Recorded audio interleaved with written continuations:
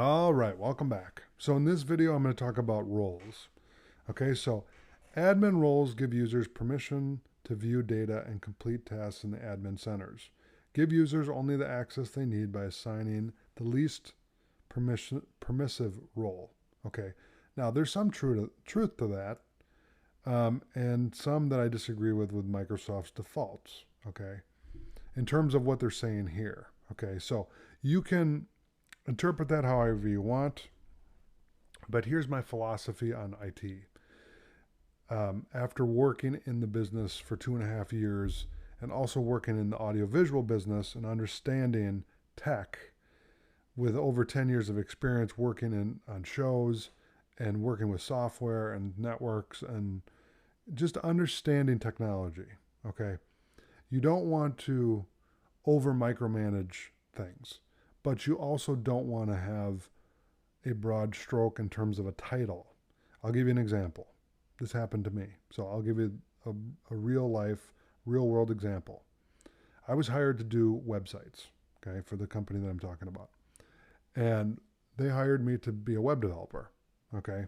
And they also had added in there, they said, well, can you set up printers and, do that kind of thing? I said, sure, no problem. Because I'd been studying web development online and was self-teaching me front-end web development so I could get into the web business because I wanted to have a desk job because I was doing shows and I was traveling all over South Florida. At the time I was living in Miami, and I decided that I wanted to get a desk job instead because my wife and I were expecting a child and I didn't want to be on the road away from the child. I wanted to be home. So I wanted to find a job or an industry where I could be home. Okay.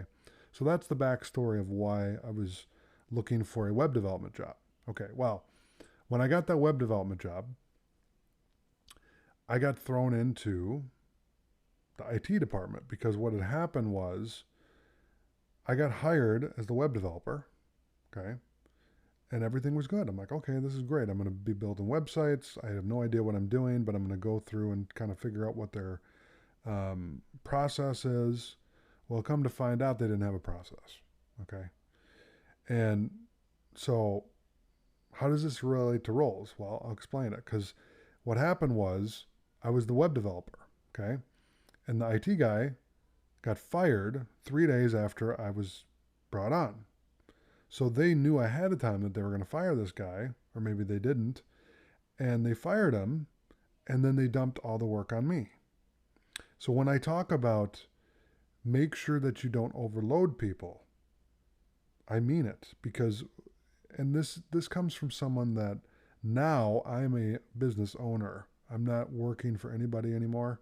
I'm a business owner, and eventually I'm going to be hiring people myself. And the one thing that I learned from the AV world is make sure that you keep people in their lane. And what I mean by that is this. Audiovisual production is very simplistic in terms of lanes. Okay, you have a video lane, you have an audio lane, and a lighting lane. Okay, and so you have a V1, which is like the main engineer, so video engineer, and then a V2 is like an assistant. Okay, then you have an audio engineer, which is an A1, and then an A2 is an audio assistant. Okay, then you have a lighting assistant, okay, which is L2, and then a L1 would be a lighting engineer, or an L1. Okay. You see how simplistic that is. So you have V1 or video 1, video 2, A1 or audio 1, audio 2, and then lighting 1, lighting 2, right? Then you have a tech director, okay? And the tech director will manage the technical aspect of the show or the event, okay? Then you have a camera director. So you have a camera guy who, or not a camera guy, but a camera op or director who's going to call the cameras, which means he's going to talk to his camera people and they're going to do that part. So you notice how there's 6 different roles that I just talked about here. Now imagine if you were hired to be the video person and I said, oh yeah, I'm going to hire you as a V1, and then the V2 walks away. So now you have to cover the V1 and the V2. Okay, and then the audio guy quits. So, and the A1 and the A2 quit. So now you have A1 and A2. And the lighting person quits. So the L1 and the L2 quit, And then you're doing that as well. So you're doing V1, V2, A1, A2, L1, L2, and the tech director quits. So now you're doing the tech director. And then you're also calling cameras. Well, you can't do all that. Okay, there's no way to physically do that. Okay, I've done breakout rooms, which are small little rooms for meetings. Okay, where I've done a little lighting board, a audio mixer, like 4-channel mixer, and then a switcher. That you can do. But if it's a general session, which is like a huge ballroom with 1,000 people, there's no way that you can do that. It's just too much to do. And that's what this is about. Okay? So when you give people roles, okay, make sure that you distribute those roles and it makes sense for your business. Okay? I know I went off into the weeds for a minute talking about what I went through and all that. And I was fine with it because I love working with computers, so it was fine. And I love to figure things out. I like to kind of just get thrown to the wolves and then figure out how it works and then, sink or swim. I learned that in the AV business. I basically learned how to sink and swim when I was 21 and I'm 36 now, so I'm pretty good at sinking or swimming. But the point is that you don't want to overload people because you will scare them off, okay? So an example of that would be this. So you see the roles here, and let's look at show all roles, okay? So you have application admin, application developer, attack payload author. I mean, there's a lot of...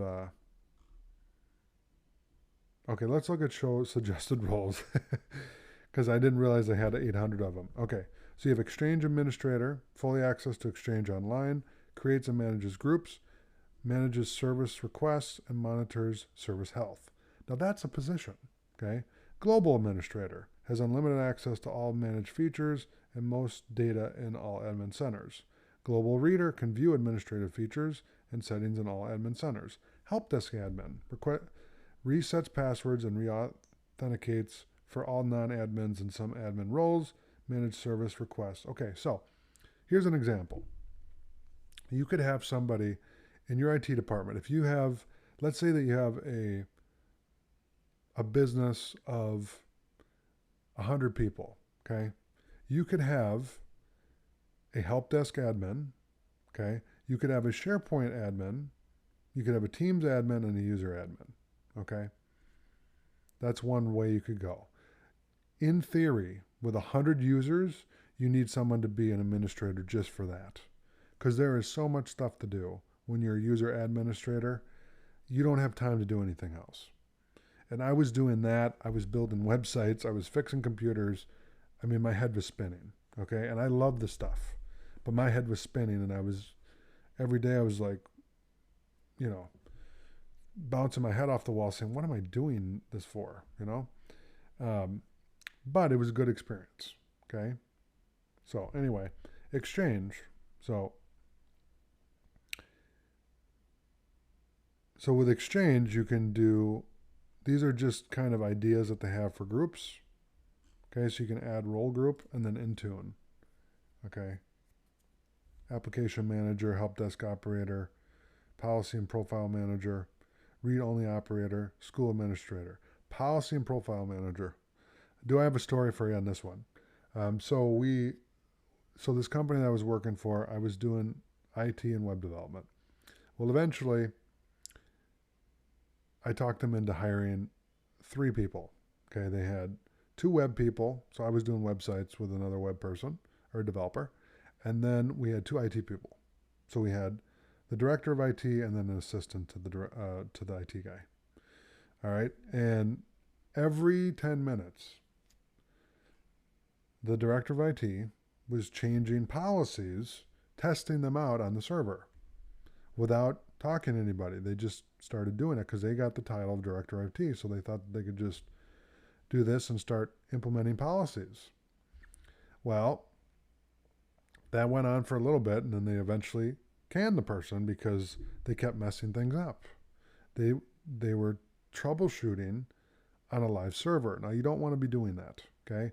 You want to troubleshoot policies on a virtual machine, which means it's in a sandbox or a virtual operating system so that when you run that policy, it doesn't affect anything, Okay. One of the policies that they ran wiped a computer and all the files were deleted.